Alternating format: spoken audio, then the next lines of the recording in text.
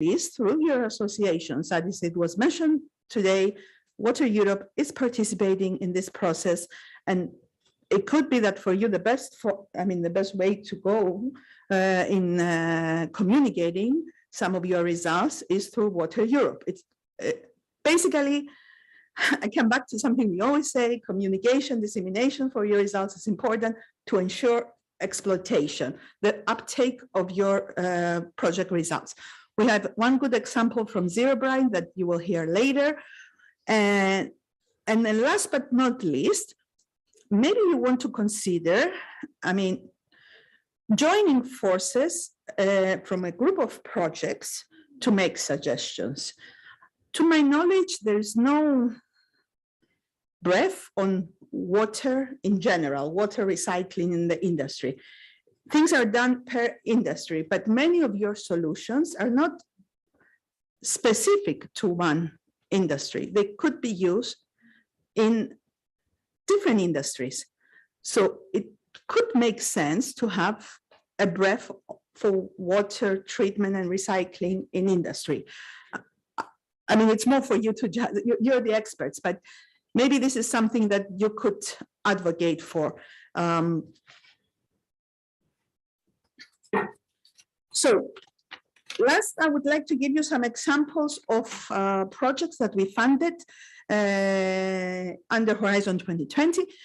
We still don't have from Horizon Europe that relate to water industry. The older projects that are completed now, they had the focus, they were the first innovation actions, and they had a focus on industries that have high demand on water and high pollution. And so these projects mentioned in the first line, Aquatic Index, Integral, the focus on industries of textiles, food and beverage, oil and gas.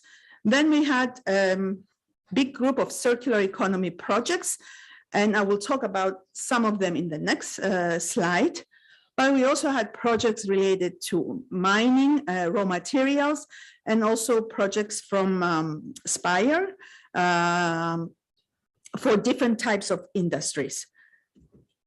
Now, I would like to speak about the CIRSO cluster because it was, as it was mentioned by Dimitris, we have a set of 5 projects that came with a topic in 2019. The topic was called Building a Water Smart Economy and Society, and it came with 2 subtopics. One of them was focusing on symbiosis between industry and water utility. And there we had 2 projects funded, Ultimate and Wider Uptake. The other topic was focusing on large-scale applications with multiple water users at various relevant scales. Now, even though in this topic, and there we have 3 projects, Rewaste, Water Mining, and Be Water Smart. And 3 of the projects are with us today. You will hear from them.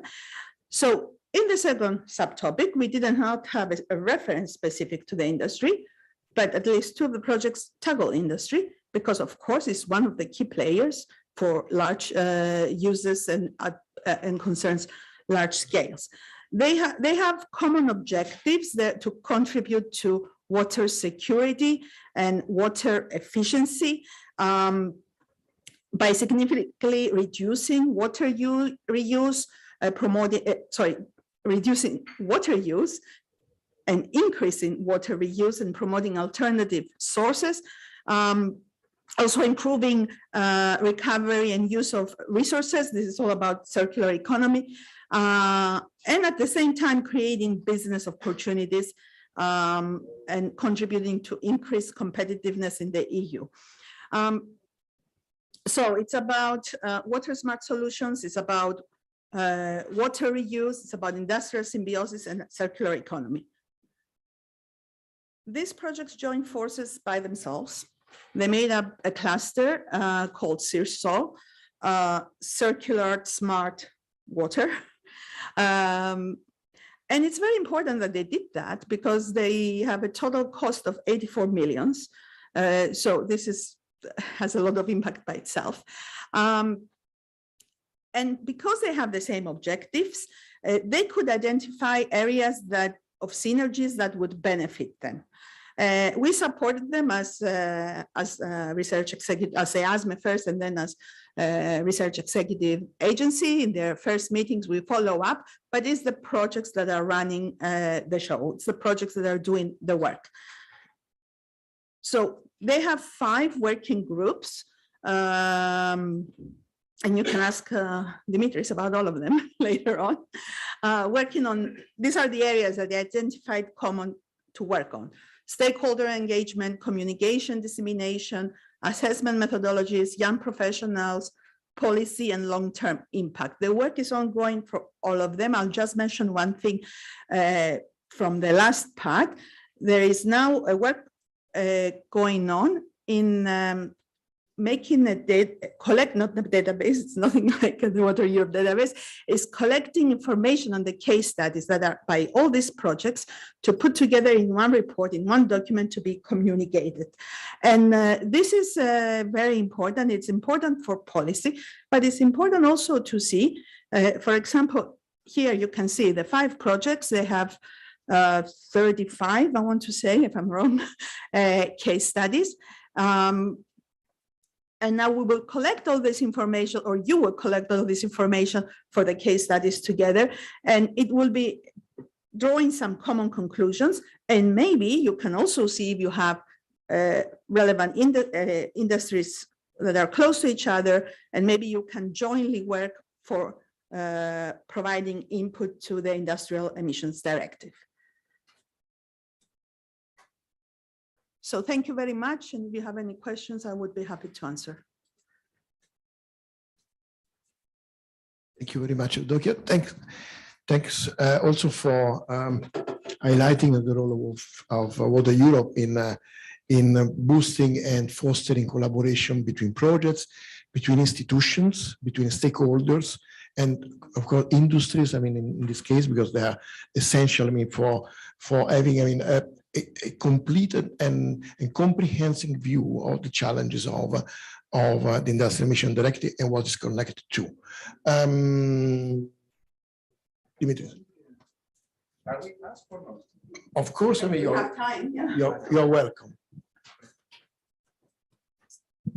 Thank you very much, Sevi. Maybe just one point. We were with Andrea last week in the SPIRE event, in the SPIRE conference, and one of the things that was really interesting for them when we presented water mining, it was exactly the cluster, the CIRSO, because now there is a research innovation action area for collecting through a platform all the cases for hubs for circularity. And when they heard about the CIRSO and the 36 case studies, they were really amazed. I think, Andrea, right? It was really amazing, and to say also, which is also important to mention. Thank you for mentioning SPIRE and Process for Planet, which is the new partnership, the new public-private partnership between SPIRE and the European Commission, which intends to foster research, innovation, and solutions at ITRL for the energy-intensive industries and water-intensive industries. And this, I mean, has been another big success also for the water sector. In Process for Planet, there are 10 industrial sectors being represented, and this is, I mean, extremely important. And I give back to the mic. So how about we make maybe the link with Process for Planet to make it more fruitful? They have now the Hub for Circularity platform, Andrea, how play a role in that bilaterally? I think it's for you to take forward. I mean, you can represent, I mean, you're another person. Yeah, you could have the cluster represent, be represented in these groups. You can consider in one of your events, inviting them, if you're having a workshop, to invite them to participate and also inform us. I wasn't aware of this, I'm just collecting case studies on circularity. It's good that it does that. But we see, I mean, there's a lot of things that are being done, and not everyone is that, you know, is aware of them, because there's the issue of visibility. So every opportunity you have to present your work and your joint work, do it, but also to, let's say, involve these groups It could be Spire projects or something in a workshop that you do, in a conference that you do. Yeah, and if you think something that we can help and support, we are ready to hear. Thank you. Any other question? Thank you very much, Dokia. And this is also the reason for which Water Europe organized this, let's say, relatively new event is called Water Projects Europe. We started now 3 years ago, and we have implemented in quite a few number of Water Projects Europe, all with the same purpose of connecting projects, connecting stakeholders, connecting solution providers, problem owners, in order to have, the maximum outcome in terms of collaboration and really to foster collaboration, not only between projects, but also between potential users in the future. Thank you so much once again, Evdokia, for your insight. And now I would like to give the floor to Gergana Chapanova from Dow Chemicals. She's also a member of the regional leadership teams of Water Europe on water smart industries. And I need to go back to Teams. Gergana, can you hear me? Yeah, and can you hear me? Yes, we can also see you well. Very nice, thank you. May I kindly ask you to Should share I the try to presentation? share? Yeah. Yes, thank you.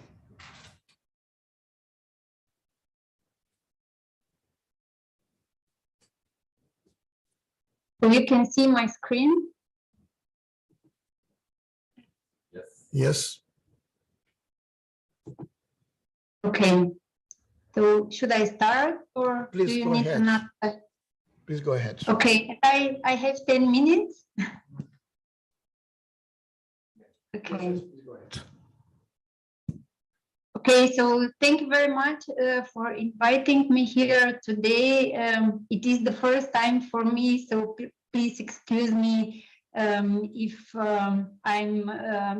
if I'm not explaining very well. So please feel free after that to ask questions.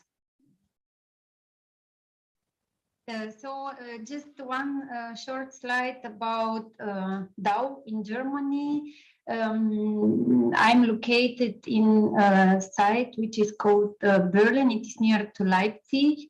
And this is the whole site is called Dow Central Germany. We have 5 locations, and here on the slide you can see some facts to our employees and to the different products. If you need or if you want to see some more information, you can visit our website. So I'm going to go forward to the core information for today. For the first, I would like to say some words about the water strategy of Dow and especially of our site Berlin in Germany. So you can see in 2015, Dow started or defined the sustainability goals for 2025. And within Dow Chemical, globally, 6 key water stress sites were identified. And one of these sites is Berlin in Germany. And after that, in cooperation with the operations on site and environmental technology center, different parts of the strategy were defined for 2025. And the big goal was and still be to reduce the freshwater intake for the site by 20% compared to 2015. And then we started to implement different projects for small water saving. So this was the first step within our water journey. Then the second big step where we are now are different bigger projects. The first one, very interesting, which is starting now, is freshwater generation by advanced wetlands. Here we want to collect the rainwater from the site, treat it with wetlands technology, and use it as a freshwater source for our water treatment on the site. We are starting with this project in this year. The second one, you heard it already, is Aquaspice. Maybe some of you know this project. It's EU-funded project, and it's also about the reduction of the freshwater intake. We are here part of a consortium together with our colleagues from Dautenhuizen. And here the idea of this project is at the end of the project to present and have a kind of implementation plan for the future, what kind of future water technologies we need to implement on our side. We have to make a lot of things in the direction of the digitalization. And also in this frame, we want to address also the economics of the projects, and also the CO2 footprint. So we are going to make also with different partners LCA analysis. The next point is to close as much as possible water cycles within the production plants. And very interesting next point is the establishment of water alliance in our region. So we try to connect and to build a network with different external key stakeholders in our region, from other industry, from agriculture, from the community, NGOs, also governmental representatives. Yeah, it will be challenging and interesting. And then we start now developing the wastewater reuse strategy. So with the first two projects you saw already, we addressed the water and the freshwater projects, and now we start to think about the wastewater reuse strategy. And the third part of our water journey will be to define the water strategy for 2030 and plus for our site, to implement the solutions which we are going to recommend with Aquaspice, and then to implement our wastewater strategy. Now to the point about regulatory aspects and expectations. Maybe as a first, I would like to say some words about our responsibility as industry. So it is very important to develop the long-term strategy for the water use, because this is the baseline in order to start realizing a project. So you need the strategy. And then we have to intensify the water recycling and thereby to reduce freshwater demand, of course. That's why we set these global sustainability goals for our key water stress site. Then establish the local water alliance, because everybody in our region needs water. So that's why it's very important to discuss the demand of every key stakeholders. And then there are more living labs, cooperations. So we are at the beginning of this journey. And then, of course, leverage within Dow and beyond, within the chemical industry, but also in other sectors. So about the local specifics, so the question is, of course, water became or will be more expensive in the next decade, but the question is, what about a situation where we don't have available water for everybody. So this is something what is, I think, very, very key question. And we know in our area, the industry has not the highest priorities. We have to work very hard in this direction to reduce our freshwater demand. About the regulatory aspects, it still be a very high grade of uncertainty, at least here in Germany. Maybe some example, we need to renew our wastewater permit for the site. So at the end of the day, we need 3.5, almost 4 years to get the new permit.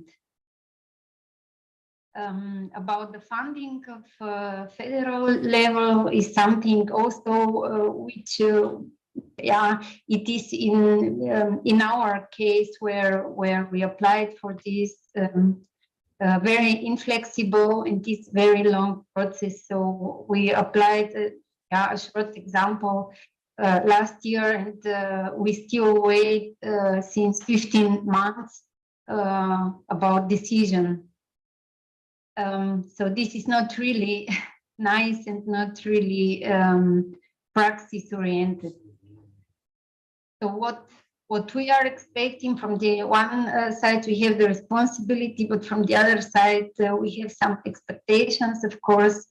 So we are expecting more agile and practical solution for the permitting processes and for the funding decisions, because everybody knows how important this is. And if you want to realize projects in 5 or 6 or 7 years, you have to start now. So this is the reality at the moment.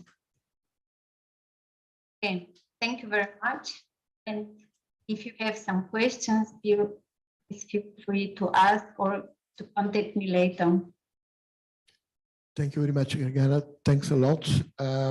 Any question from the audience? Well, I saw a statement. It was, industry has not any longer the priority in your presentation. It is not, because in our region we have very intensive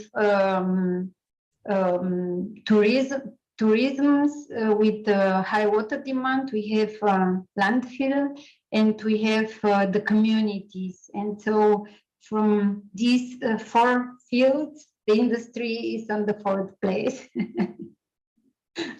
That's because we are dealing with water scarcity situation all across Europe and beyond. Yeah, right. So if there is no water available, the industry will be the last one which is going to get the last drop water. Any other question? Thank you very much, Gergana. Thanks a lot. Now we keep the teams open, and I welcome David Shezek from AWDA, who coordinates the Be Water Smart project, which is the first project is going to present today. And David is also a member of the Water Smart Cities Vision Leadership Teams all over Europe. David, you are welcome to take the floor. Thank you. Okay, thank you very much, Andrea. Is everything working properly from the technical side? Can my presentation be seen and can be heard? Crystal clear. Perfect. Thank you. Okay, thank you for the introduction. So good afternoon to Brussels. I'm happy to present the Be Water Smart as one of the projects that belongs to this CIRSO cluster. Originally, the plan was that this presentation would be given in Brussels by my colleague, Christina Wenke, but unfortunately, she fell sick this morning. So I was asked to step in, which is my pleasure. That has some implications that some of the slides are almost as surprising to me as to you, but we will see how we'll manage that. Okay, as Evdokia and Dimitris already mentioned, there's this cluster of 5 projects that belong to the same call. building a water smart economy and society. This is also the case for the project Be Water Smart. And our focus, our subtitle is Accelerating Water Smartness in Coastal Europe. We are responsible for 6 of the 35 case studies within the CIRSO cluster. On the right-hand bottom corner, you see a map of Europe where these 6 case studies are located. And our idea in Be Water Smart is to follow a systemic approach, not to focus only on a single technology, but for each of the case studies, as shown in the other figure on the right-hand side, starting from local challenges, opportunities, and ambitions in the regional living labs to accelerate the transition to more water smart societies and economies in these coastal areas by developing and implementing a site-specific tailored portfolio of solutions along various dimensions. It's about technology for sure and software concepts. It's also about water smart applications and data use. It's also about analyzing societal barriers and proposing new governance and policy solutions. It's about fostering circular economy by developing new business models, new value changes, and also to develop a framework to be able to assess the gain in water smartness in the end to prove that we have actually achieved something in the project. As Evdokia mentioned, this call has projects of a different focus. One focus is on industrial collaboration, and the other one is more on the regional part. In Be Water Smart, actually, we are part of that group of projects that is focusing more on the large-scale regional collaboration of municipal or regional water services providers. But we also have a few industrial case studies in our project. And so I would like to focus my presentation on one of the case studies that I hope is interesting in this context. The case study that I would like to present is located in the northern part of Germany, where we are aiming to use so-called cow water as a substitute for drinking water in one of the largest European dairies. The reason is in the challenges on the right-hand side. This is a region where we anticipate some challenges due to climate change, sort of bottlenecks with regard to the freshwater resources, but also we see an increasing water demand by growing industrial sectors in that area, in particular in the dairy industry. But we think that we can manage this and tackle this because there's still untapped efficiency potential of water resources in this area. So what are we going to do in this dairy is at the site about 1 million cubic meter of milk per year are processed into cheese and whey products. And on the one hand, the drying of the milk generates already a lot of water vapor and permeate. But this can currently not be used, but it needs to be partly treated and disposed of, which is a pity because on the other hand, the production of cheese and whey takes a lot of fresh drinking water. And the idea is here to establish in this dairy industry a multi-barrier treatment process that enables the use of cow water as a substitute for fresh drinking water in the production process. So to reduce pressure on freshwater resources, we are very confident that at this site alone, when this process is running sufficiently, we can substitute about more than 500,000 cubic meters drinking water per year by this process. As this area is one of the German and also European hotspots of the dairy industry, we see a high regional replication potential to roll this out in the area, and which would help a lot to reduce the industrial water demand in that area, help to manage local water conflicts, reduce groundwater abstraction, and also reduce the discharge of water or wastewater from the dairy industry. If we want to make this happen, there's substituting internal retreated water as a substitute for drinking water, a lot of health requirements need to be taken into account. Hence, a sophisticated combination of biological, biophysical, and membrane-based processes is needed to remove organics, withhold biological sludge, retain microorganisms, and also other undesirable substances. I'm not planning to go into the details here, So this is just a rough conceptual scheme indicating the various steps that are needed, such as an MBBR, a multi-layer filter, ultrafiltration, and an RO step. For sure, with enabling this process to run at full scale permanently, there are a couple of technical challenges that need to be dealt with. We need to optimize the process with regard to stability, but also with regard to energy and resource requirements. We need to be able to cope with strongly fluctuating quality of the inlet, or milk is not always the same throughout the year. The key question is the proof of the hygienic and stability of the process.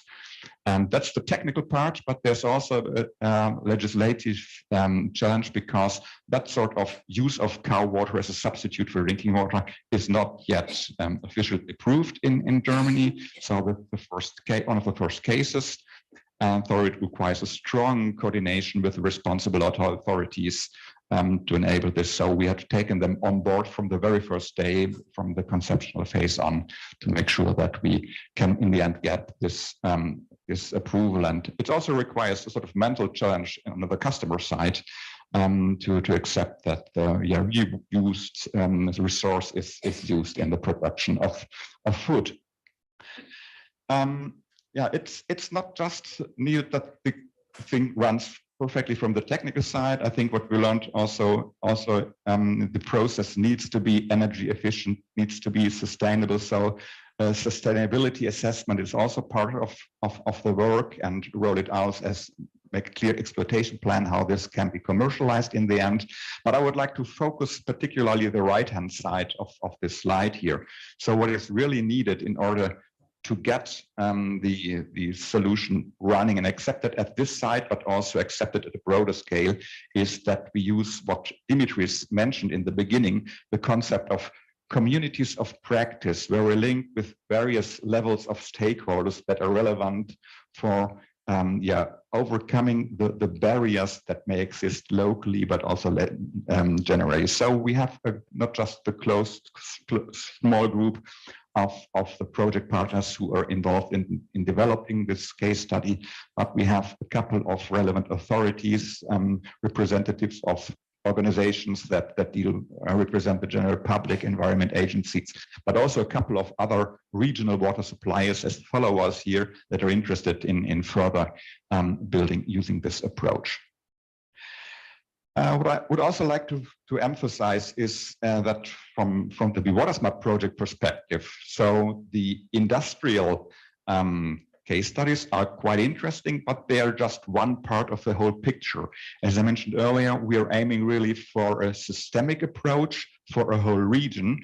So that means there are a lot of more building elements in that case study that all need to match and need to fit into each other. So what we are working on here in this case study in the northern part of Germany in this is on the lower left-hand side. Pilot plant in the dairy industry is an important element, because also we have a couple of these dairies in the area for the industrial sector.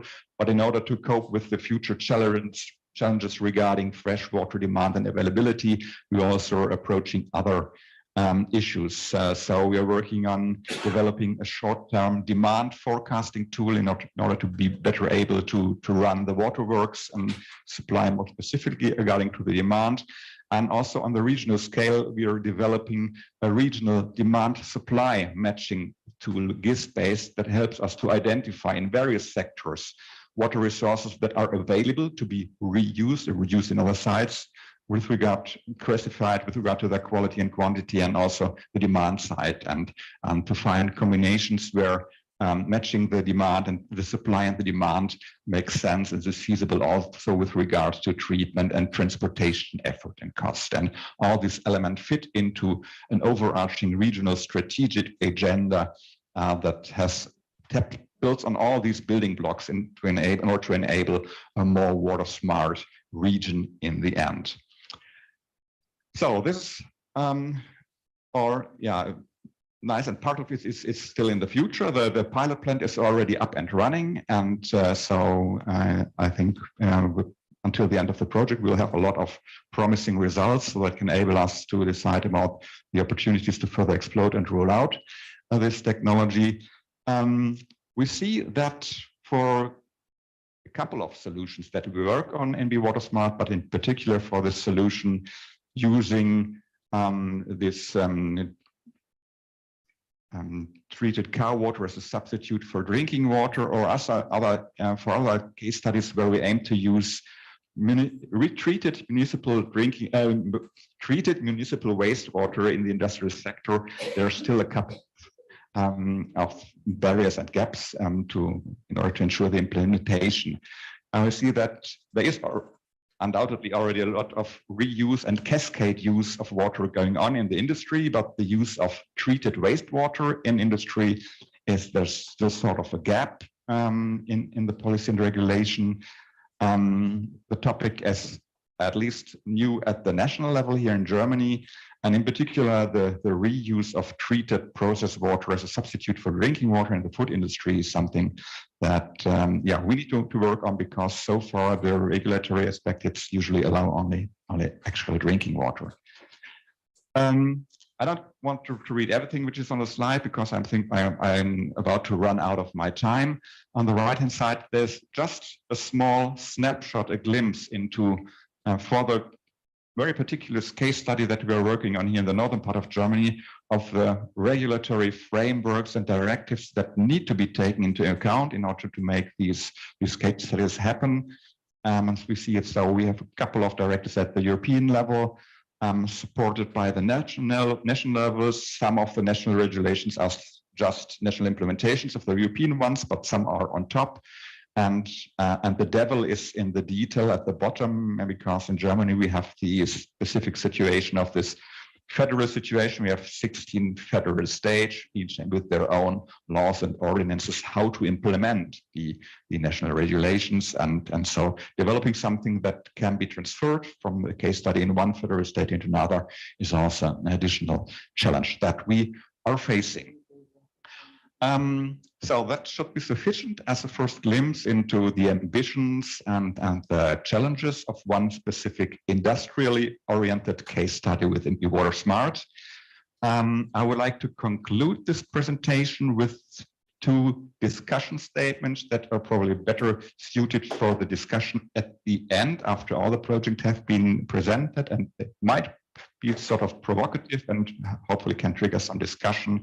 So that we will see potential that if there were a higher transparency about wastewater flows from and within the industry with regard to quality and quantity, the real use of such resources could be much more better organized. So we could have more impact if we had more knowledge on that. And a second discussion statement for later would be that I think that reuse processes introduce new residual streams that are not always compatible with existing recovery and disposal schemes. And this is something that needs to be further developed.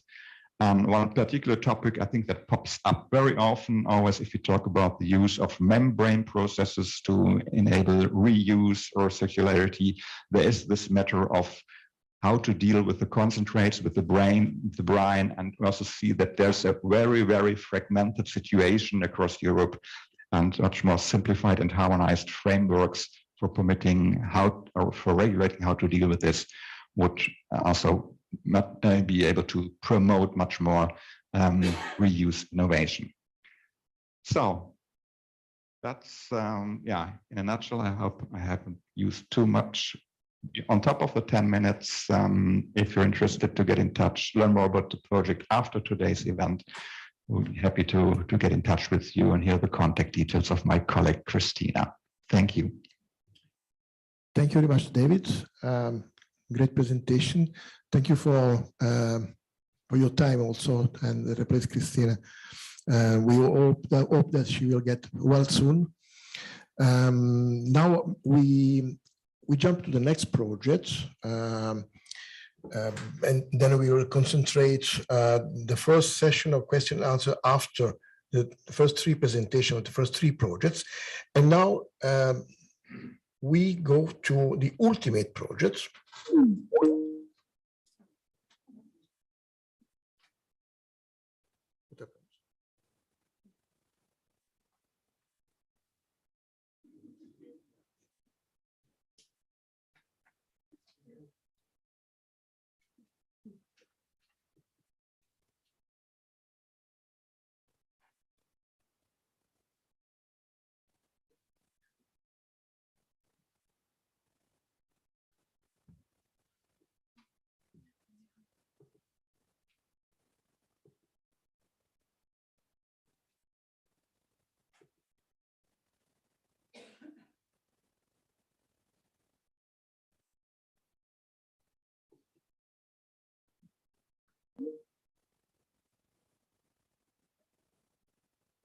meeting the blue point.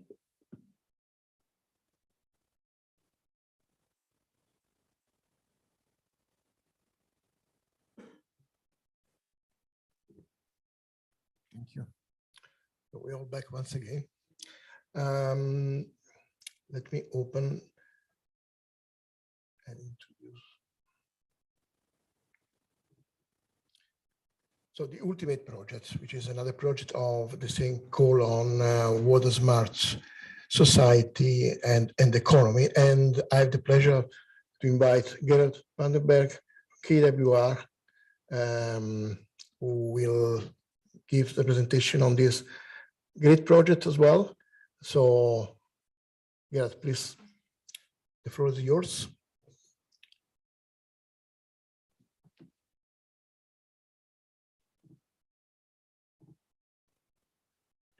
Mike. I can do this.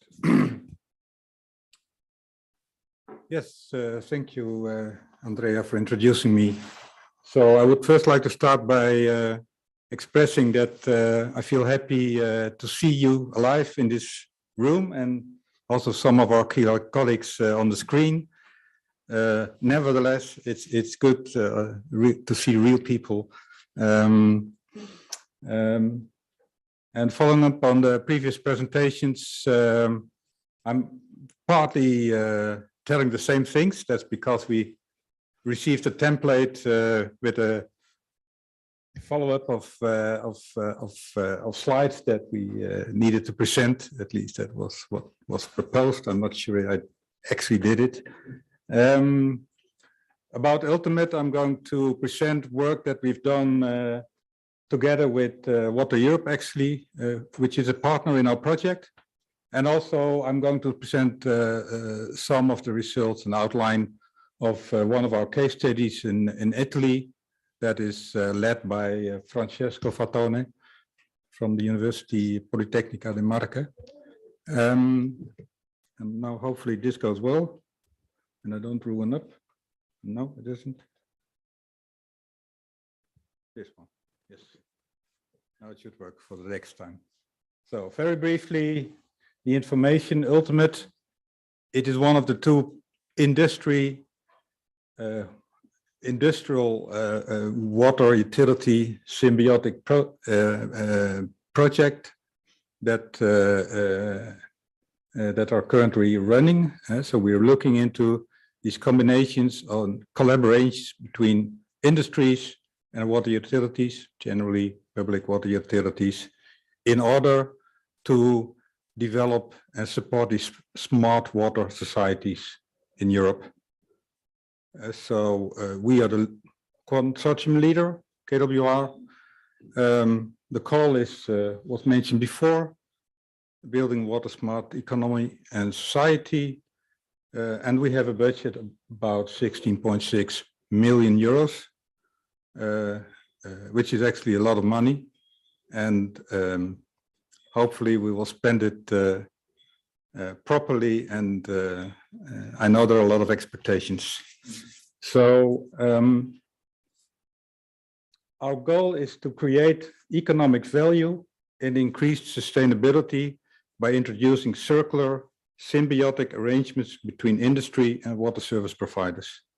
So we're particularly looking into this field of combining the flows of water and resources between industry and the water industry and the water service providers. We're looking at sustainability, but we're also looking at the business models behind or that we can develop.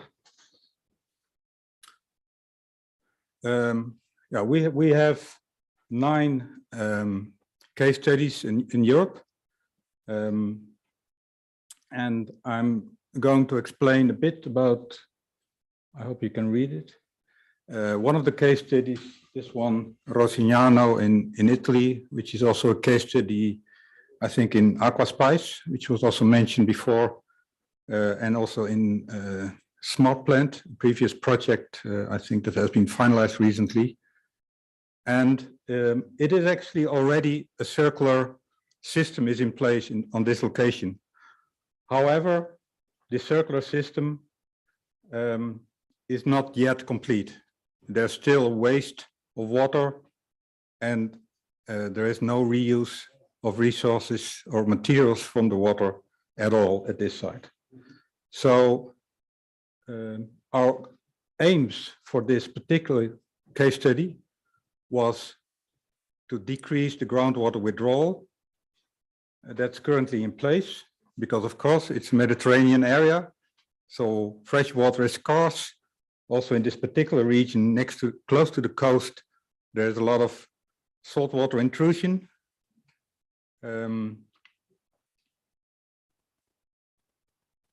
So an important goal is to increase the availability of water for drinking water use by including or working on developing circular systems. One important issue in this is that we want to decrease the effluents that are being discharged into the sea, which is a bit of a pity to throw away fresh water. Also, we want to improve the quality of the drinking water resources. So currently the quality of the drinking water resources, so the groundwater, is valuable, or it's variable in quality because of the infiltration and also because of the effluents, which are partly polluted. And finally, of what I just said, by implementing these goals, we want to reduce the impact on the surface water and the sea water.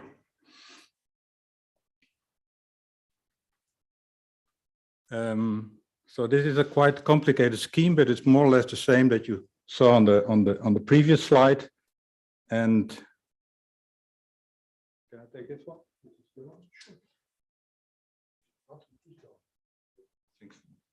Okay. So what I would like to focus on in this slide is the activities that we're working on in Ultimate. So here's the groundwater, which is extracted to be used for water supply, for drinking water, for the municipalities, which ultimately leads or flows into the wastewater. And you may remember from the previous slide that part of this water was already moving into as an effluent into the sea. So in this slide, in the new situation, we will completely reuse the effluents by taking care of the water quality that's being produced. Is the inflow for the wastewater treatment plants. So there is an activity here to take care of the water quality, that it's a constant flow of more or less constant quality instead of variable quality. So there is also monitoring, etc.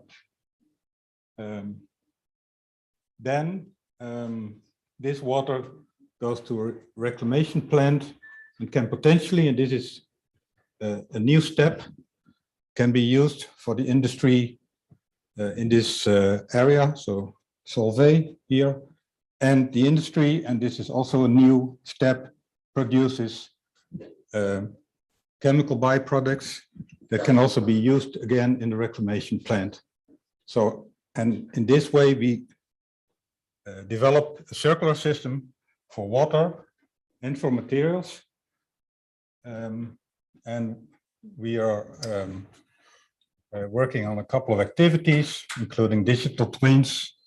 So yeah, equalization.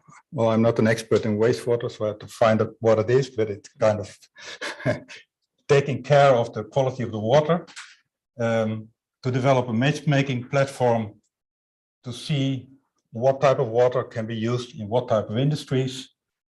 And in the project, we will also work on piloting these activities, specifically with regard to the resource recovery and reuse.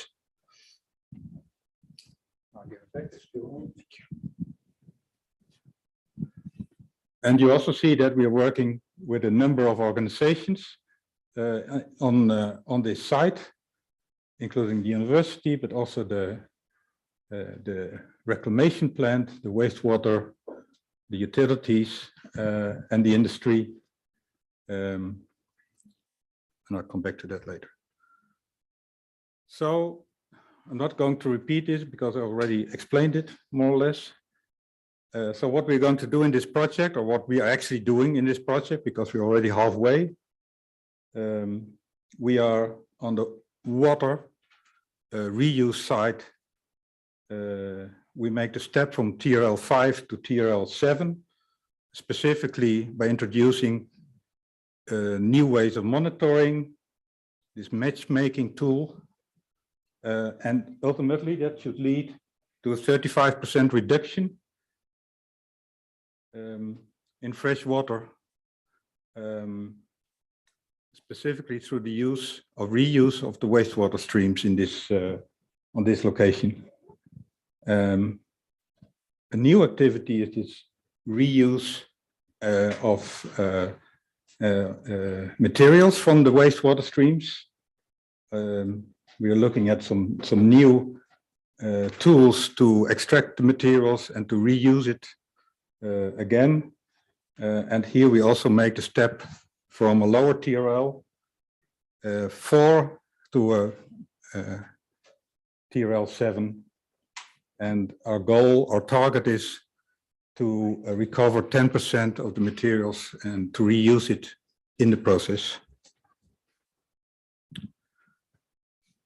So I think this was in a certain way also mentioned by David in the previous example.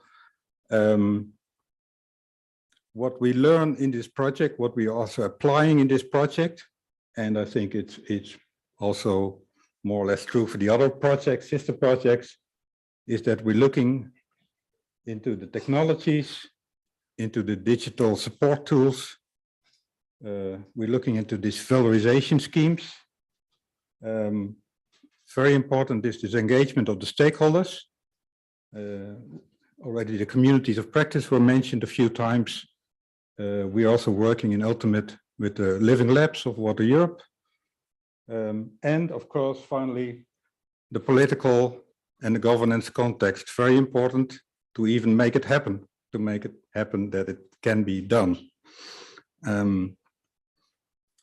So very briefly on the valorization.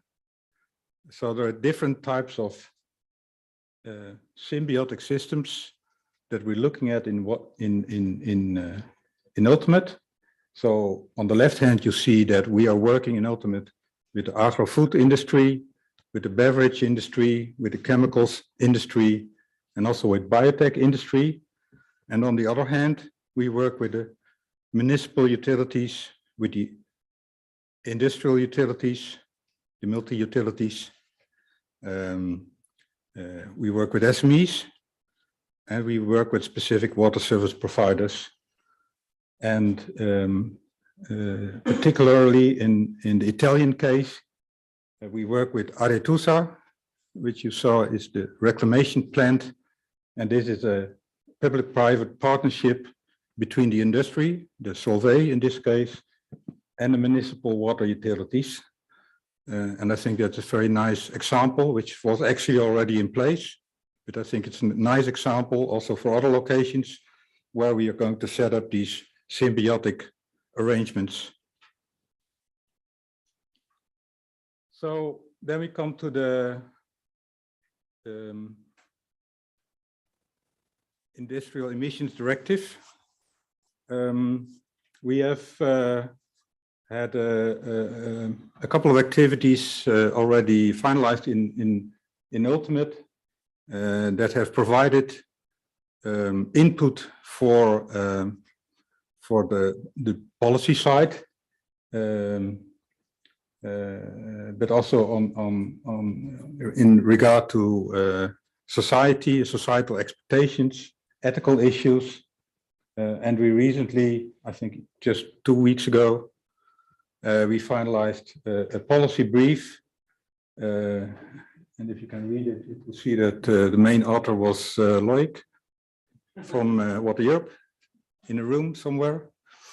And this information was based on discussions with the COPs, with the local partners in the project, and looking also at the experiences where we also made these kind of big tables like David showed to you before. And we came up with 5 recommendations that I would like to share with you. We would really like to encourage use of reclaimed water through the Industrial Emissions Directive. We would also like to encourage financial incentives for circular economy systems. We also think that citizens should be aware how circularity works and what this implies for their water supply. So we also think we should familiarize them with these aspects.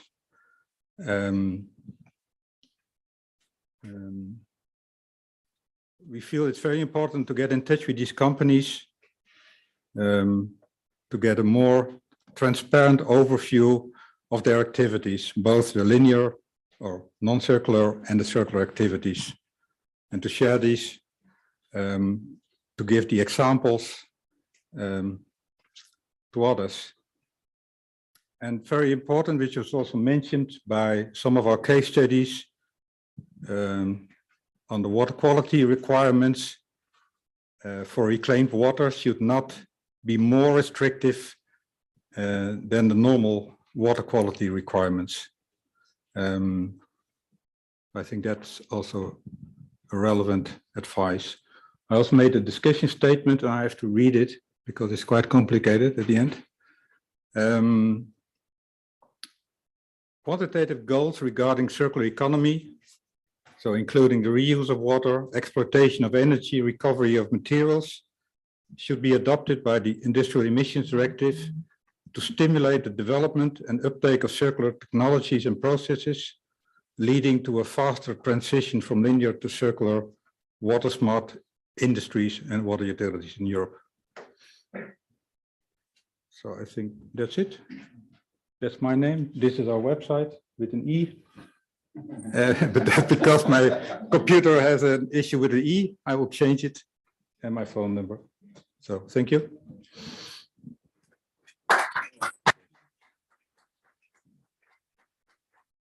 Thank you very much.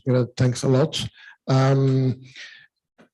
Now we go to the last of the first 3 projects belonging to the same core proposal, and of course, belonging to the same cluster, that is CIRSO. Now is the time of water mining, and I'm happy to invite Dimitris to take the floor.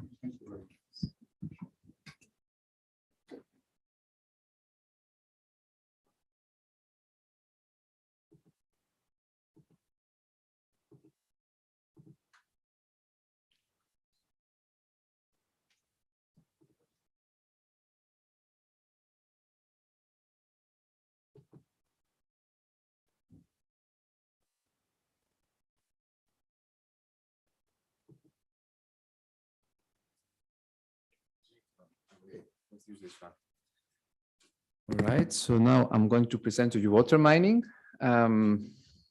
Yeah, I am Dimitris Xerginos again. I am the Executive Project Coordinator of Water Mining Project.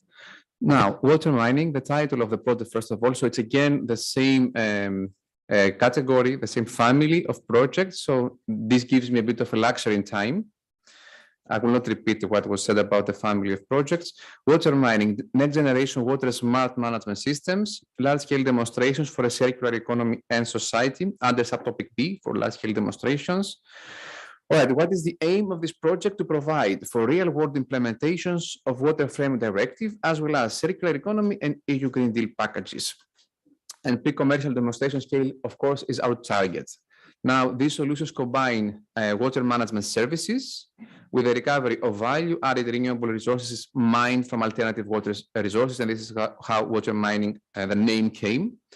We are the biggest project in the family, 19 million euro of total budget and 38 partners. I will not now present the partners. It is led by TU Delft, by the way, that I'm representing today. Demo case studies really quickly. We have 6 out of the 35 case studies grouped under 3 groups. So one is sea mining, which has to do with desalination and treating the wastewater called brine coming out of this desalination process in Italy and in Spain. Then we have urban wastewater with 4 case studies in the Netherlands, Portugal, Cyprus, and Spain. And then we have 2 case studies for industrial mining. Some of them, because if you count, it's not 6, are replications, but 6 are the main case studies. And the last one is, as I was about to say, the industrial mining case. So industrial is in Rotterdam ports within the chlorine cluster. And of course, since we're speaking about the Industrial Emissions Directive, this is the one that I'm going to further elaborate on. All right, so this was my assignment, describe how the demo case contributes to a water smart industrial emissions directive. So water reuse, resource recovery, water efficiency, and highlight challenges and opportunities. This is what I'm going to do next. What is a challenge now? We're speaking about big industries and they have real motivation to adopt this solution at full-scale implementation, and I'm super happy with that. And what do they want to do? Industries are looking for ways to close the loop and move to a circular and carbon neutral economy. So that is what they really want to do, and I'm happy with that. But the challenge is how to reuse 3 million cubic meters of wastewater containing salts plus organics. And they have lots of both, which is quite a challenge. If you have one of them, that's nice. If you have both of them, that's not super nice.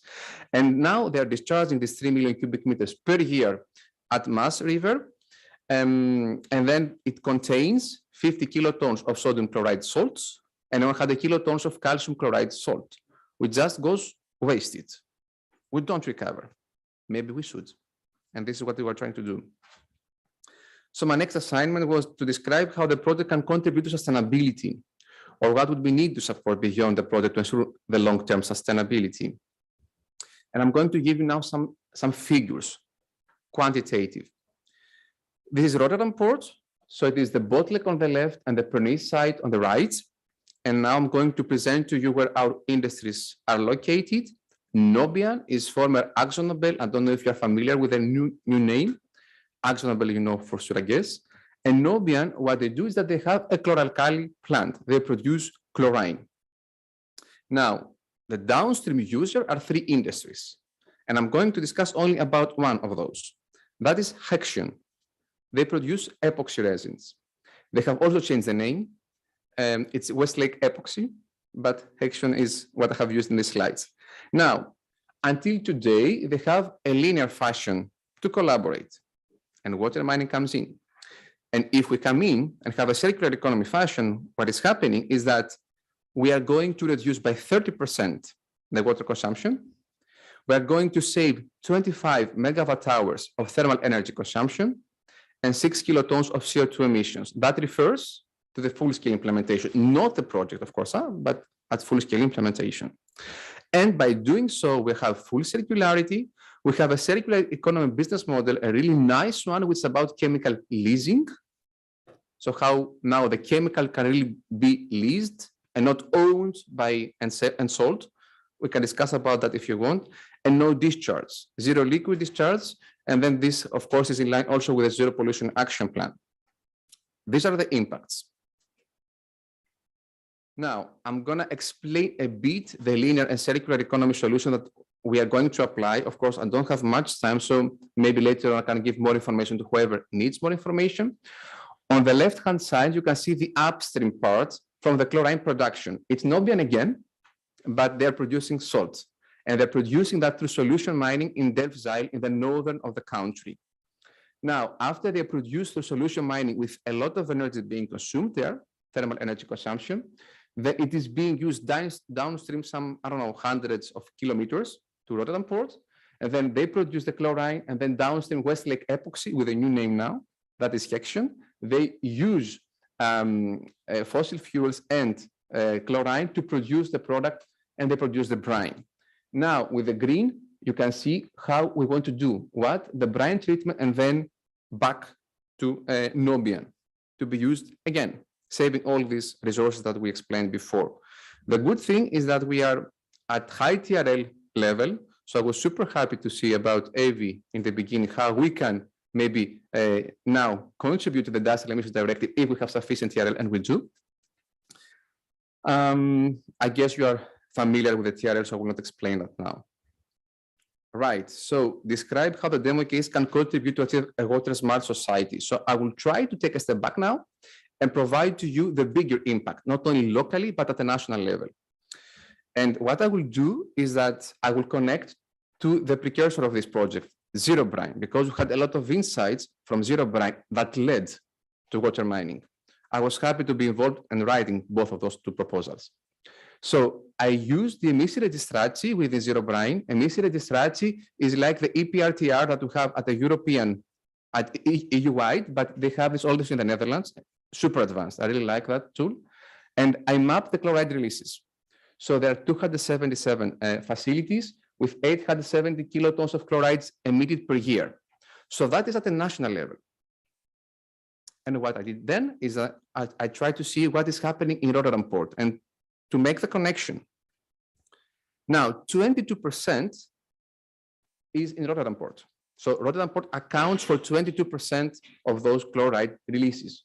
I think that's big, and it's important to know, to get these insights in terms of impact.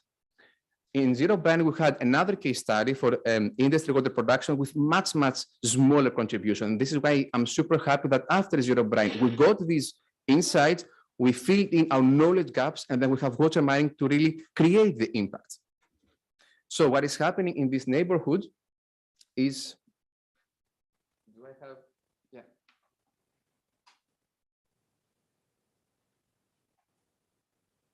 Yeah, thanks. So these are the 4 clients.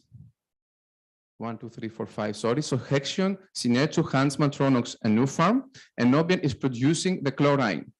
What is important, and is an exception, it's happening, I think, only in the Netherlands, is that chlorine transportation has been banned in the Netherlands in 2006.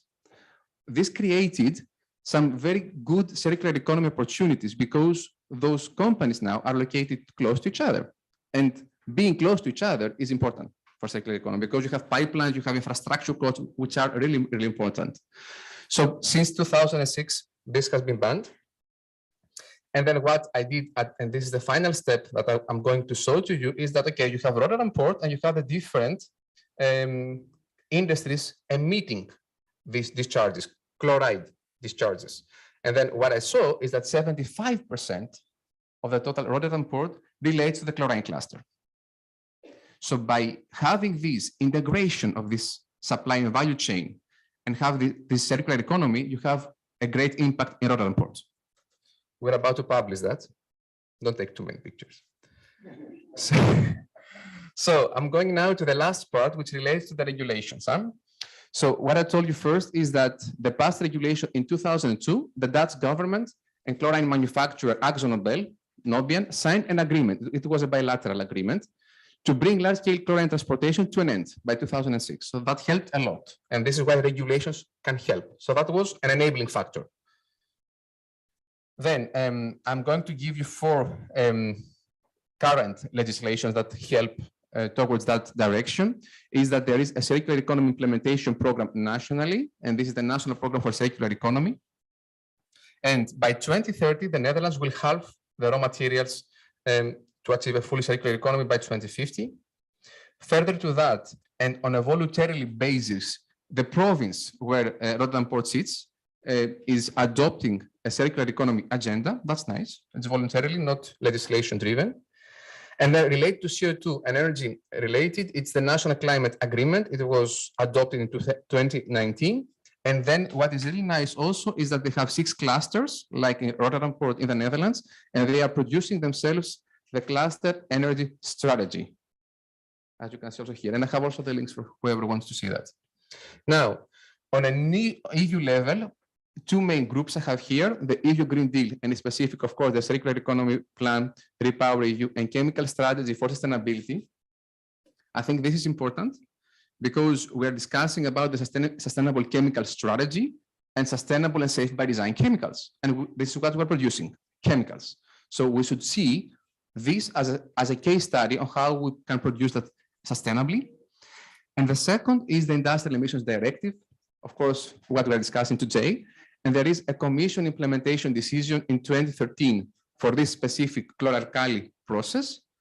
And also the epoxy resins is the production of polymers. So we have two briefs that are related to this case study. Super nice. And this is the timeline. These are the different briefs. Thank you so much, Violetta, for sharing this with me. And then where are we? It's here, the production of chloralkali. So if we try to see the best available techniques were published in 2014. And now what do? We have a 4-year implementation period. I have no idea when we can contribute. So please help me. Brief history and relevant batch. I think that is my last slide. In 2001, it was the first brief for the chloralkali. And then in 2014, it was the second. So this means that the review of the 2001 brief was commenced in March 2009 and was adopted on the 9th of December 2013. Long cycles to do that. And there is this Commission implementing decision 2013. And I had just a look at it because I think this is really relevant. I don't remember, of course, the page, but it says recycling of salt-containing wastewater from other production processes. That is what Hexion does. Huh? And with this, we can have, now it says not applicable, but if it is cost effective, we can maybe revise that. Discussion statements. So that is my final slide. How can we take lessons from that? From what? In the Netherlands, we have already some early circular economy implementations, which we could see as marbles, as Spire community likes to see that, leading the way towards market creation and deployment. We have a company that is really pioneer, not related to my consortium, but I really like their job, Aqua Minerals. Shareholders are drinking water companies, and they have managed to market through right. So how can we take lessons from that? After I had a bilateral discussions with them, end of way status discussions were about 5 years. So it takes a lot. And that's a huge, huge obstacle. Second, where does circular economy fit? In the Netherlands today, we have ministerial regulations. You can see in Dutch, I'm not good at that. Guidelines and legal opinion. So we have 3 different things, and regulators and innovators are confused. So we lack clarity. The innovators told me, we are unsure on how to, they spoke to the regulators and they tell them we are unsure on how to address this question coming from you. So policy measure, can there be an EU-wide platform? I'm just asking, providing guidance on this structural governance per country. Which are the ministries, the local authorities, regional authorities, and also if I have a beautiful solution implemented in the Netherlands and I want to replicate in Germany, how am I supposed to know where to go, to which ministry shall I speak to? So having an EU-wide platform would be tremendously helpful for the technology suppliers and the solution providers. Thank you very much for your attention. These are my contact details.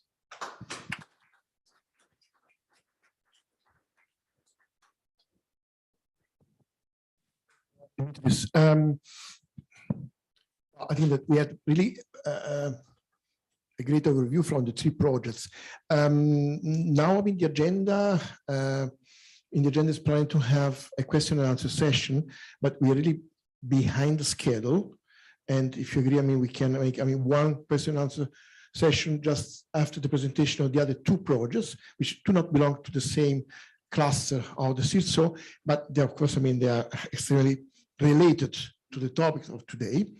And so I take the opportunity now to invite the Zero Blind, which is a project, and somebody's changing the hat. And so, Denise, thank you so much for being available. Yes, for being available also for the Zero Blind, which is a project that we were partners as well in this wonderful project. And I really want to learn from. This is the last one. Yeah. The connection with CISO.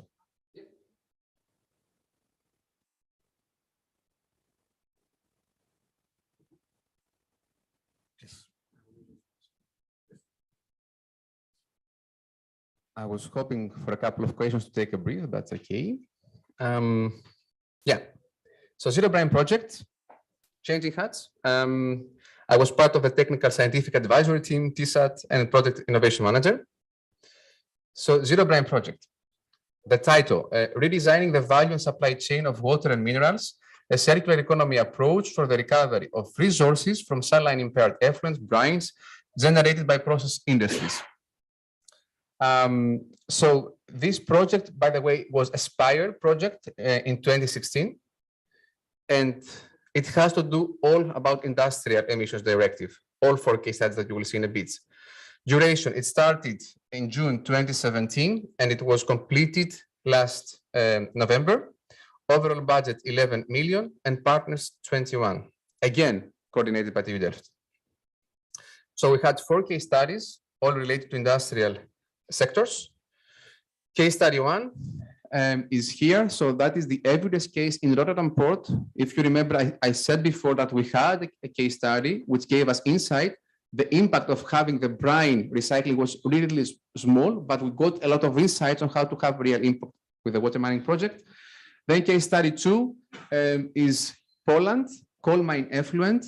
Kaliroy will present after the live brine mining project that was a follow-up from Zero Brine, so I will not say anything about that. Case study 3 is the precipitated silica case, again within the chemical sector that I'm going to discuss today. And case study 4 is the textiles effluent from Turkey. So I'm going to concentrate only in case study 3, precipitated silica. The assignment was to have the challenges and opportunities as my previous presentation. And I will just start with the precipitated silica sector just to make you familiar with this market. So it is rather small. It has 12 locations in Europe. So we map all the sites by 6 silica producers. You will see them in the next slide. This is the total production, and it has 500 million of turnover, let's say. This is how much they are emitting, 21 million cubic meters per year. I got this from EPRTR, I think. Right, so these are the players. As I promised, there were 6. Evonik is the largest, Solvay, IQE, and this is where we had our project. And then PPG Europe, PQ Corporation in the UK, and Grace in Germany. Now you can see the total production, but also the shares from those companies. It is important to have a little bit of knowledge, market insights, apart from technical knowledge.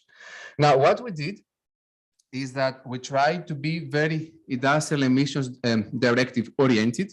So these are the main aspects in its best available technology. I was happy to see at every presentation that Zero Brine was one of the good cases for the Industrial Emission Directive. And by the way, I would like to thank Violeta for that, because it's really, really important to have a project officer that can steer that. And not all of them can do that, but Violeta can do that very, very well. So thank you very much, Violeta, for that. I will start with the driving force for implementation. Why do they want to have a circular economy approach at the precipitated silica? So if we travel now together to Spain, you will see the Ebro River. And in the Ebro River, you will see in Zaragoza, the IQE plants. This is how it looks like in real life. And they're producing 40,000 tons of precipitated silica per year. That's nice. What is the problem? The filtration step. So you will see that each year they are emitting 1 million cubic meters of wastewater. This is the brine effluent from the filtration step. Yeah, from the filtration step. And it has 20 grams per liter of sodium sulfate.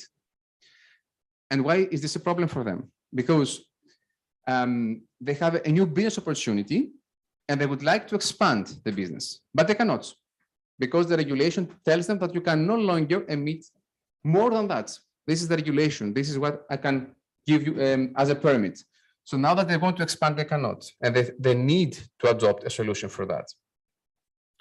So let's now have some quantifications. Within the site, we have 2 different production lines, the sodium silicate and the precipitated silica. That is unique. That happens nowhere else, I think, in Europe, only in this site. And that is important. You will see later on why. So that is the production process.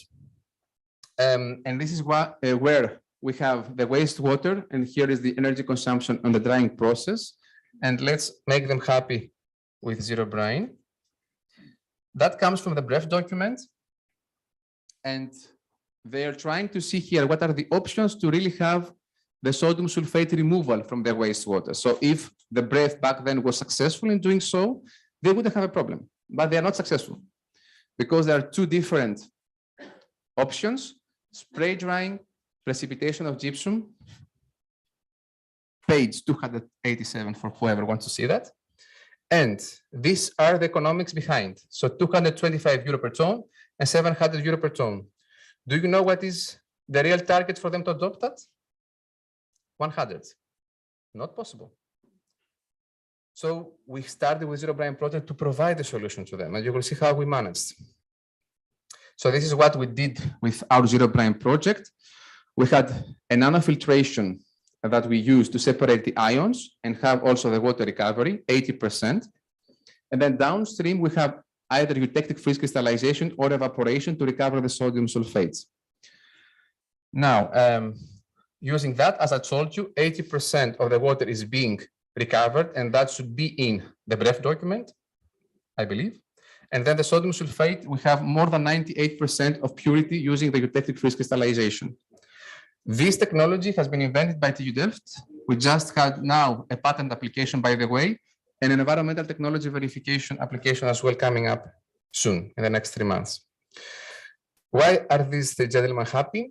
We have achieved the target, and full-scale implementation is coming this year. So, describe how the demo case can contribute to achieve a water smart society. They're going to expand their business and they couldn't. I will not repeat that now. They will have achieved the targets. And here I explain more about the process ahead on how they can really adopt that. What is nice is that they got also a live project in 2020. I don't know if Solonias is still with us. So this is a good synergy also with us. And I'm keen to see how they develop further. And as I told you, for the eutectic freeze crystallization, I think it should be a best available technique to be adopted there. And the last part, if you remember, there were two production lines that I told you, the silica, the precipitated silica and the silicate. And why is this important? Because they had waste heat integration in 2015. And with this waste heat integration, they had 50% of energy consumption reduction. So having a little bit of industrial symbiosis and how can locate the supply and value chains is important. We also saw that in my other presentation. About regulations really quickly now. This is the best of the BREF document about the precipitated silica. Emissions to water, removal of this pollutant is normally not economically feasible, or is it? With zero brine, I think it is. And then as we said, this is the timeline. And now this is being revised so that the timing is super to have now a policy change. And thanks to Jörg for making me a representative through Water Europe to this technical working group so that I can speak up and say what we have. Okay. Yeah, of course. Okay, list of identified sections.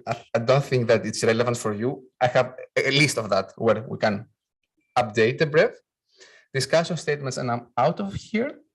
Expanding the scope of data collection. So within Zero Brine, we were able to retrieve critical data from the European Pollutant Releases and Transfer Registry, EPRTR. Now, I'm saying about expanding the scope of data collection. Why? Because the sulfates are not in there. The chlorides were. So I was able to have all these nice figures that I had in my previous presentation, but why not sulfates? Someone might say it's not that polluting or whatever, but for circular economy implementation, it's super important. So I don't know how maybe we can put that in. Align the needs for evidence-based policy. Yeah, how to do that? Through data supply from research projects to enable impact generation through policy change. Why do I say that? Because, like it or not, the process is big of changing the policy, and we need to be timely in that. So us as projects, we need to know the timeline that they have and to see how we can make the bridge between this process and the projects. Thank you very much for your attention.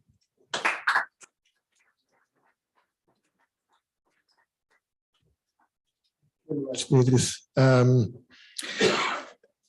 Now this is the last project for today, and then after this project, we're going to open the discussion.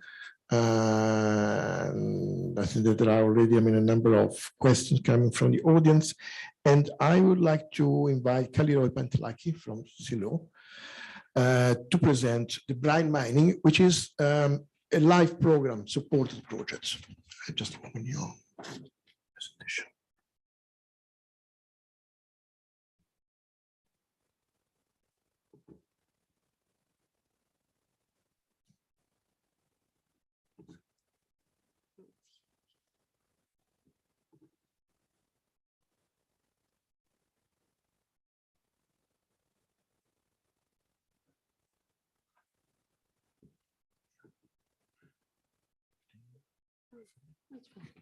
So good afternoon, everybody. I will try to be brief. I would like to thank you for inviting me here to present the live brining mining project.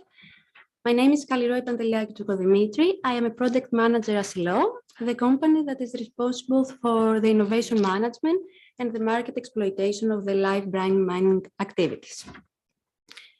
Firstly, we'll start with a short introduction to the project. Live brine mining is about demonstrating an advanced technique for eliminating the coal mine wastewater combined with resource recovery. The lead partner is the National Technical University of Athens that unfortunately couldn't join us today. The funding program is the LIFE program, the funding tool of European Commission for the Environment, and has a budget of almost 6.4 million. The project started on September 2019 and will end in June 2024. Now, I would like to draw your attention on the fact that for the hard coal production, Europe is dependent on Poland, which supplies more than 95% of the hard coal needs. As you can see in the pictures, the hard coal production is located in the southern part of Poland, and the vast majority is concentrated in one region, the Upper Silesian region or Śląski in Poland. Now, the hard coal production comes at a high environmental cost for the country. The brine releases for the coal mine industry are discharged into the two large rivers of Poland, the Vistula and Oder River. This amount is almost 182 million cubic meters per year.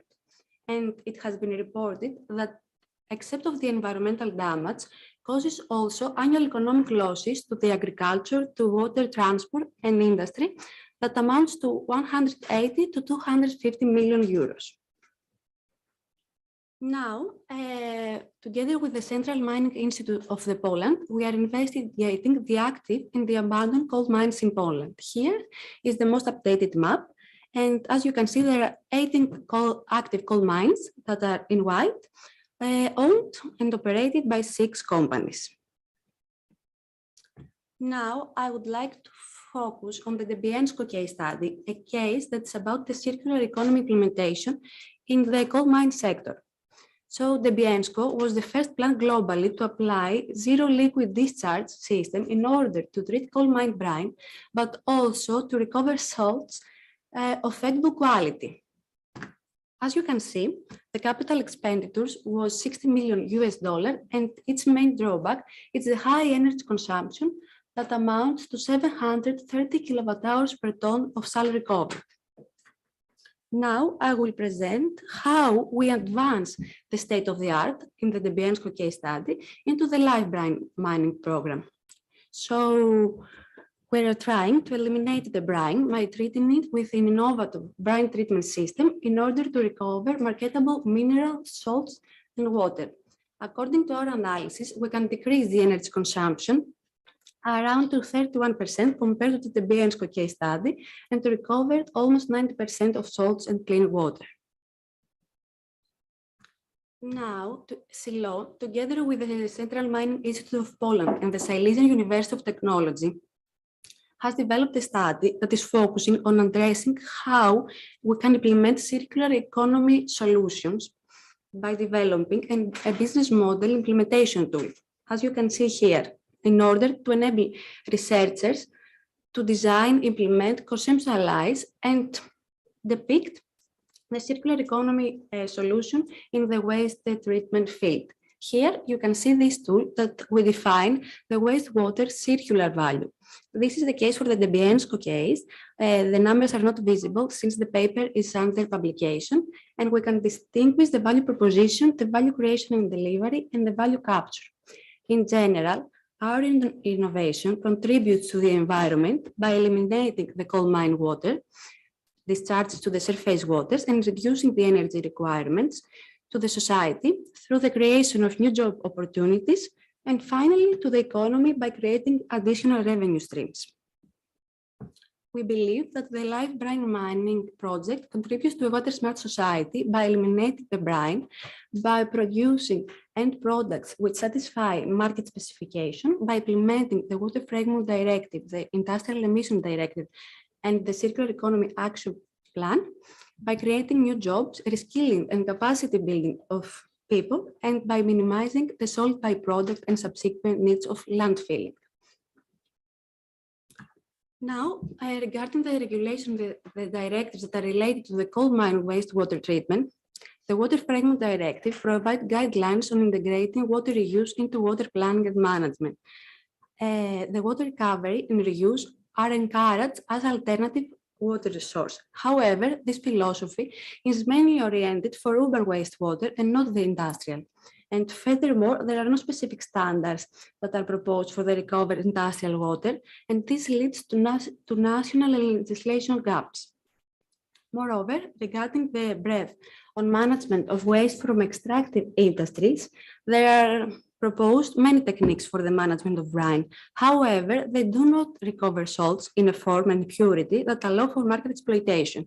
Thus, the problem with the salts or concentrated brine remains.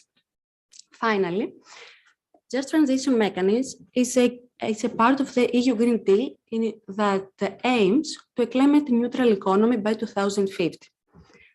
Just Transition Fund is a supporting tool that helps mobilizing 55 billion from 2021 to 2027 to the most affected regions, and Poland is receiving one of the largest share for that. As I already mentioned, we are investigating circular economy solutions in the Silesia region, that the coal mine industry is concentrated. We believe that the results of this work can become of high relevance for policymakers and project developers that are currently developing the just territorial plans in the Just Transition Fund. And finally, I would like to pose this question as a point of discussion because we have to take also into consideration the society. So what is the role of reskilling and capacity building within the transition towards the circular economy? Thank you very much. Thank you very much. Thanks a lot. Thank you. It was another right example of how we can deal with industrial water treatment. That is not an emerging concern. I mean, it's a concern also in terms of water scarcity, which is even not a challenge any longer, is a threat to our society. Now, the time has come and for a discussion. So I would like to invite the speakers from projects to come here. Unfortunately, David Shesig had to leave because we have been lucky enough that we've been able to replace his colleague who was sick. And so I think that we have seen, I mean, a lot of brilliant ideas, brilliant work, also done in the past time with the Zero Brine, who was a kind of pioneer at the time. We have been speaking about what is needed to foster collaboration, what is needed to make it for real in terms also of market uptake of these solutions. But what is now the problem with the legislation? What do you see that is the main the main challenge with the legislation, the main challenge with particularly the industrial emission directive. Today we are here to say, what should we do in order to make this directive more smart, or let's say water smart? But I think that Evdokia also said before, water, it is hardly seen in the directive. I mean, it's please. I can speak about this later, but we have to see what is in the directive and then what is in the BREFs separately. But it was now in the revised proposal for the directive, the aspects of water quantity are mentioned, which is very important. The question is what will go in the BREFs. I would like maybe to hear from the. Yes, what is going in the BREFs? Yeah, I think that it has already been identified. We don't have the circularity part within the BREFs. Climate also objectives we don't have, and water objectives we don't have. And now I think it's a time, because we have a lot of projects. It's really, really important to get all these insights from the projects and actually make the bridge. And have from the top down, we have the BREF, we have here the area colleagues and the European Commission, we have the projects. So it is really important, this knowledge gap to be bridged through the projects. I think this is a really nice initiative that you did through Water Europe to bring those parties further together. Of course, they are together, but having the cluster, having all these discussions are really helpful to make this bridge. So circularity, water, and climate objectives should be in the BREF documents. And let's see how the different projects through the case studies can tackle specific BREFs, because it's not, it could be a horizontal BREF. As Evie said, for example, there is a horizontal BREF, by the way, I think for the wastewater treatment, but only the chemical sector. So that is important. We can learn from that. There is in the economics part as well, cross-media effects and something like that. So there are two horizontal BREFs we can use and learn from them on how they have implemented that, but we don't have for circularity, for water, and for the climate objectives.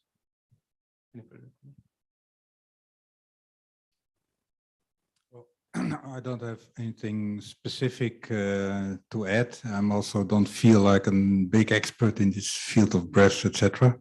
What I would like to mention, what I see is what I learned from this project, also other projects, that having clear legislation helps things being developed and implemented from the industry side. So to attract industries and also other partners into our projects to get these experiences, there needs to be also a challenge for them, that they feel the need, that they need to do something in order to keep their business continuing. And yeah, so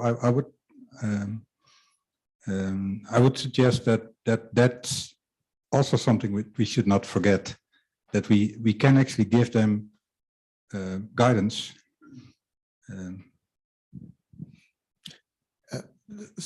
Something like that. I mean, during your presentation, that we mentioned many times today. I mean, the importance of the engagement of the stakeholders.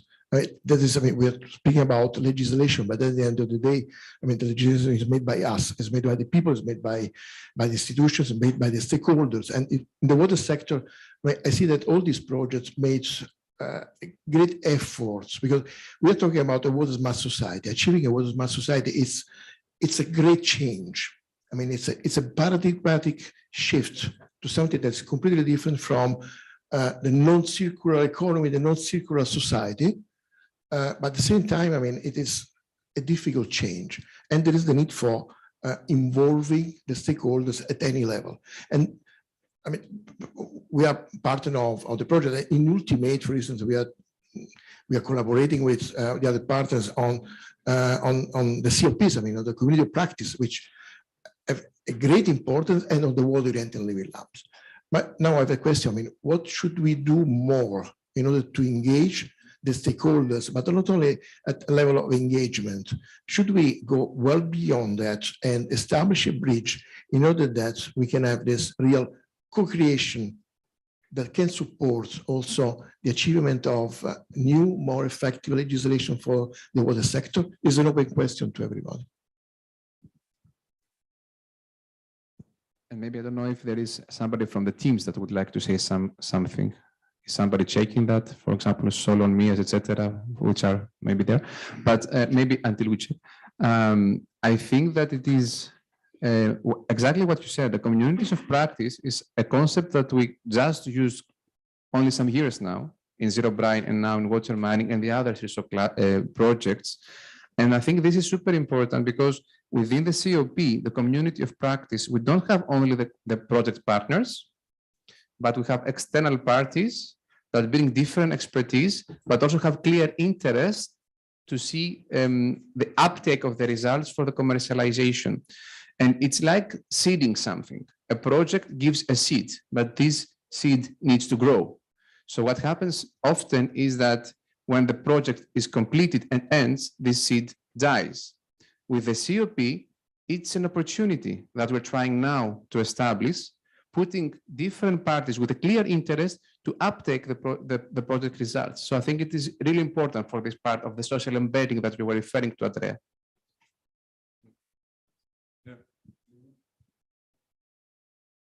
Yeah, I fully agree that the big challenge with many projects over the years has been to keep the interest alive and to make sure that the knowledge that has been developed stays in place, because not all of these projects get a new project funded. So we saw some examples where we're actually building on previous projects, but it's not always the case. And sometimes we don't need a new project because we're already at a high TRL level. And I fully agree that, for example, COPs, but also living labs, are ways to assure this continuation of projects, of project results. So, for example, with the living labs, we're now working with Water Europe. So in that way, we assure that we do not depend only on the project budget to secure a living lab, but we can have a different business model behind also to assure towards the future. For the COPs, for example, we have developed with these three projects, Be Water Smart, Water Mining, and Ultimate, a guideline for COPs. So how to set up a COP with the different steps. And we're applying this guideline in all of these three projects. And I think that's also an advantage, that we use our shared experiences from previous projects to develop a guideline for a COP in this case, that's also then applied in different projects and also potentially in new projects, because we're also applying this approach in new proposals where we can link then and learn from previous projects. Yeah.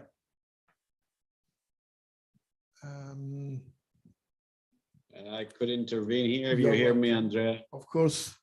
How are you doing? Well, good to see you again. Yeah, good to see you too. I'm not there in presence, but thanks to Dimitris for pushing me into these very interesting discussions. I would stay on the last points that I'm hearing, because they're exactly what I had in mind. First of all, to say, okay, I can say we've been implementing the Green Deal since 1992, and you can see the 30-year birthday. It's there now, so we just celebrated a few days ago. And we specifically on the industrial emissions, we address it on the air, specifically in the air topics of life, but also under water and even governance, because governance are issues, and you mentioned it all. And I've heard about the breadth, I heard about the policy, I heard about the innovation, and it's a bit of a chicken and egg situation, yeah? Because the policymaker wants to know that something is working before he's going to push it towards the policy. The innovator has bottlenecks that might come from the policy. but he's trying to implement something, hoping sometimes that the policy will change.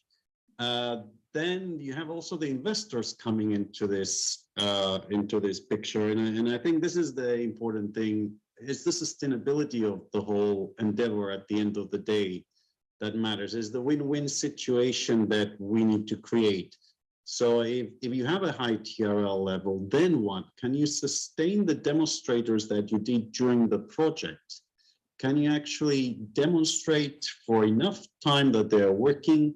Can you attract the investment to maintain it? Can you attract the investment to upscale it if you're not upscaled already in full scale? And then replicate it, if you like, sell it or move it or redo it somewhere else.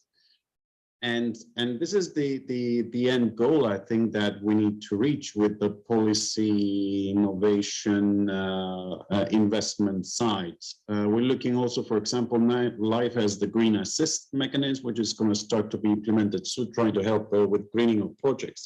So I think if we manage to close these three elements, we might be able to push much faster, but it is not easy. It's not easy. Thank you. Yeah, Solon, thanks for accepting my pushing and coming here with us. So what is maybe important, thank you very much for these valuable comments.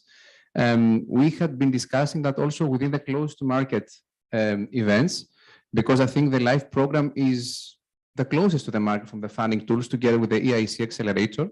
So that is really important to make this bridge towards the market. What might be a good idea, and I'm saying that also to this audience, is that maybe to bring an incubation program coming from the European Commission, because you have European projects, you have researchers, but they are lacking, this is the reality. I was also a researcher and I was lacking the skill. I had made a spin-off later and I was an entrepreneur, but you have to be trained. It's a skill.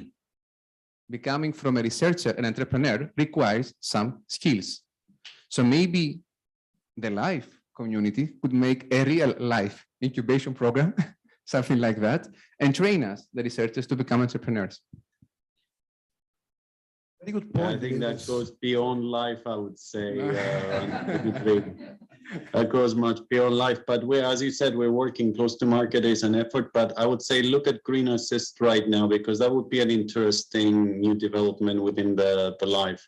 How through channeling things through InvestEU, we can actually help greening larger projects.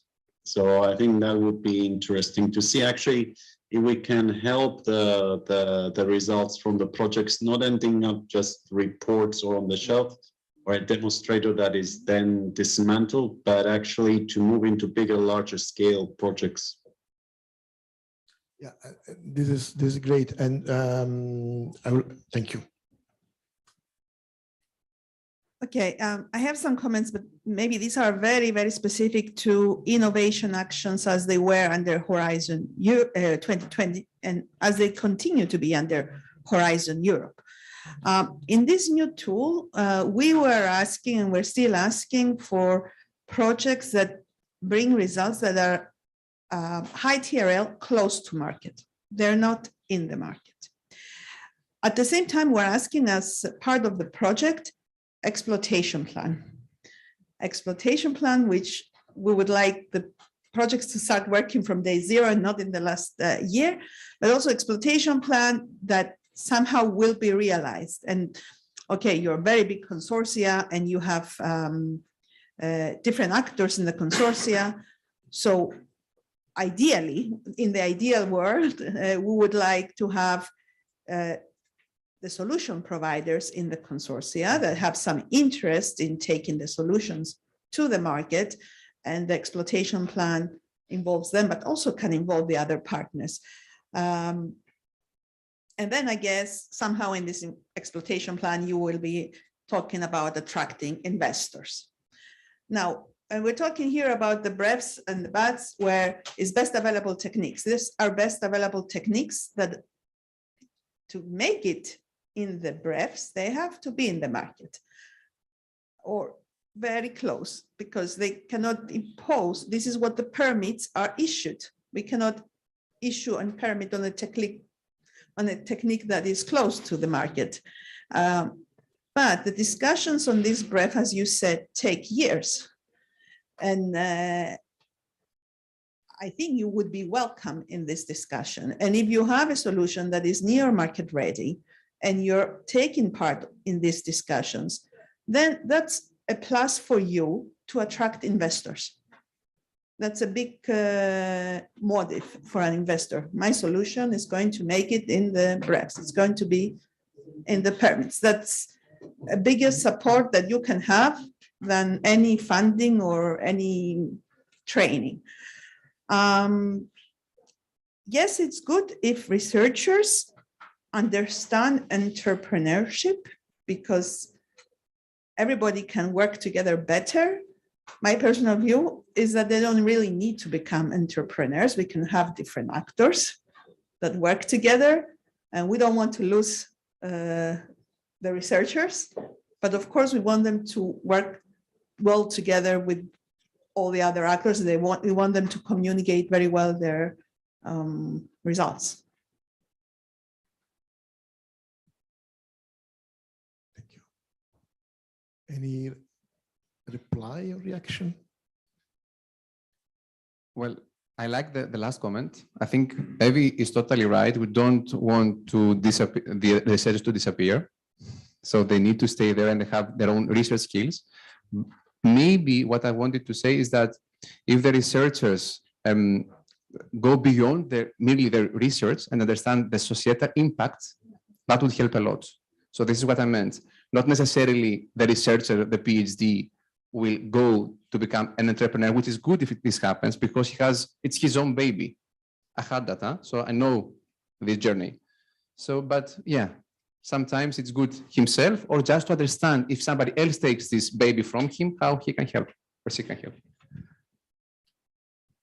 Maybe to add, I really see that working as a researcher or from a research organization with entrepreneurs, with SMEs, with companies, larger, smaller, helps understanding the other side of the business. Yeah, so we, as we are applied research center. We are not entrepreneurs, but we are a little bit towards the world of, let's say, the applied science side. And so I would really stimulate people also to find these opportunities to work together with organizations that are not necessarily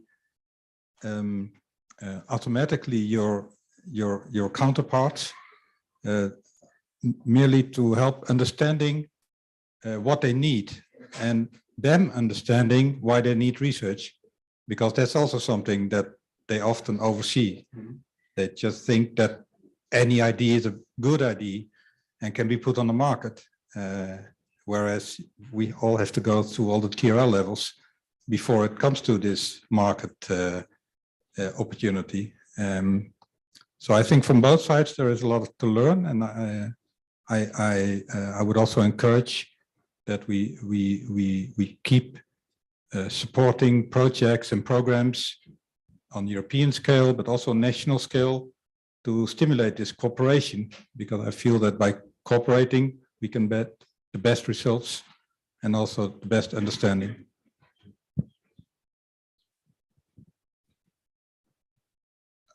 So I think that we had, a lot of takeaway from this Water Project Europe.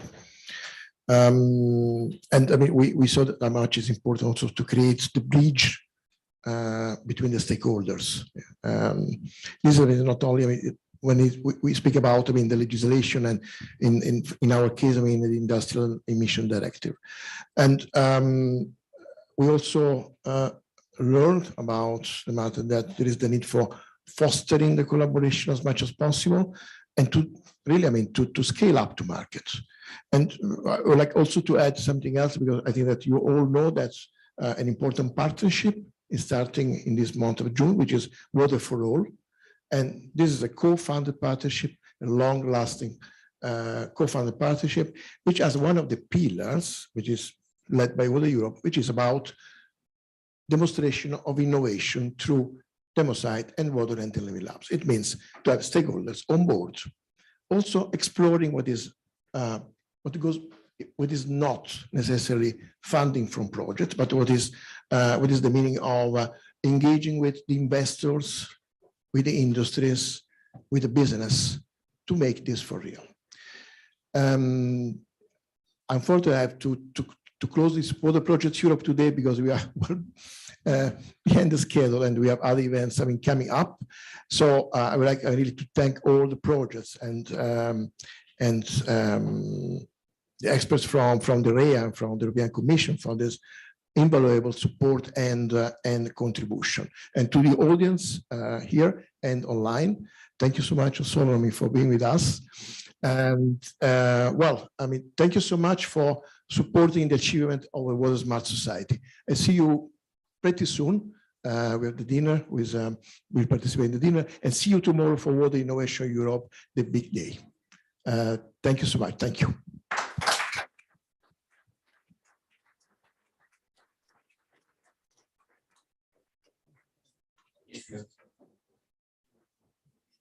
Next time, all 5 words. Thank you very much.